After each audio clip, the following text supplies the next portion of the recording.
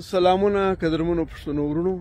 سیاست معنا دا دی چې یو بل به اورو، او سیاست معنا دا دی چې په اتفاق رای د رای له لارې د اوټ له لارې یو نظر ردول او بل تاییدول. د کوچلاغ په پښتون کور کې غونډه روانه ده. ما ته نن بلنه راکړې ده چې ته به راځې زموږ په 1 بجه اعلامیه خپروو. په کوچلاغ پښتون کور کې مجلس ښه روان دی که چپ روان دی دا جلا خبره ده، خو اورېدل ډېر ضروري دي. که موږ چیرې داسې وکړو چې په غوږو کې ګوتې ونیسو او سترګې پټې کړو، دا نه ده خبره. سیاست معنا خلک اورېدل، که چپ ګایډ که سم ګایډ، که پر صحیح موقف دی که پر غلط موقف دی، خو اورېدل ډېر ضروري دي. بابت لاله، رضا محمد رضا ښه خلک دي بد خلک دي، دا جلا مجلس دی.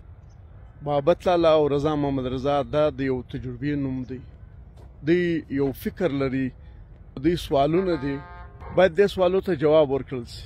خوشحال خان د شهید زوی او نصرالله زیری نور ګڼ شمېر داسې ملګري دي چې دوی سوالونه لري، دا خلک سوالونه لري او سوالو ته جواب غواړي.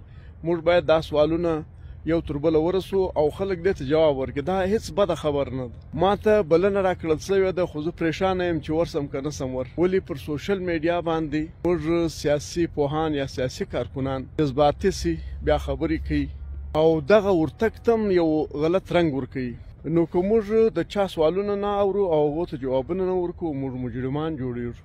نو له ملګرو پوښتنه کوم چې زه ورسم که نه سم ور. یو خبریال په حیثیت باندې د یو خبریال په حیث زما هلته تګ جوړېږي، جواز لري، او د دوی بیان د دوی بیانیه تر تاسو را رسول دا ضروري دي که نه دي ضروري. که تاسو اجازه راکوئ ورځم، که تاسو لمه ورځئ نو بیا نه ورځم.